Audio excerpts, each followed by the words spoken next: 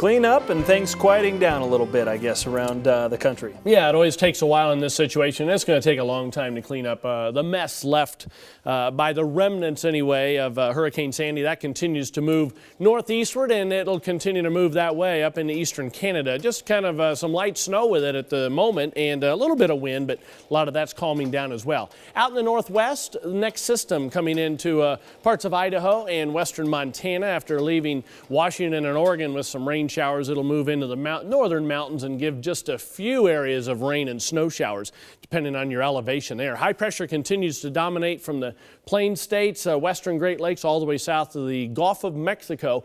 And as we head through the day tomorrow, you can see this next system starting to come into the plains. That will start to get a little bit of Gulf moisture with it. So as it comes eastward, it will produce more and more rain. I know you folks in the real severe drought areas will take anything you can get, but I don't see a lot out of this system, probably some very light amounts, unfortunately. There's a precipitation estimate over the past 24 hours, and you can see even over the past 24 hours, there hadn't been a lot of rain. It's generally been light across the Great Lakes and the Northeast, but it has been raining pretty good in some of the coastal areas, especially Northern California up into Washington and Oregon.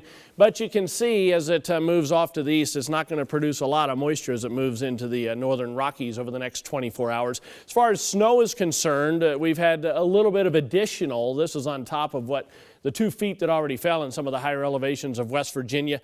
And you can see out west, we'll start to see a little bit, although it's just barely showing up there on our computer model in western Montana.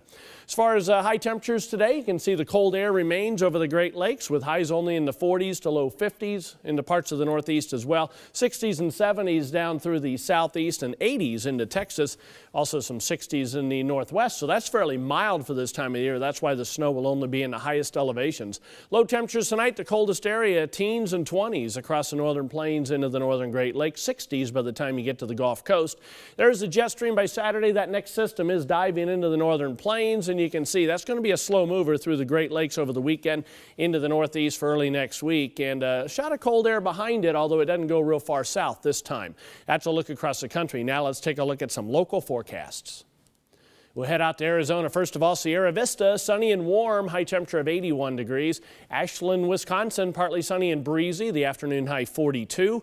And Belfast, Maine, mostly cloudy with a shower or two possible, high of 58 degrees.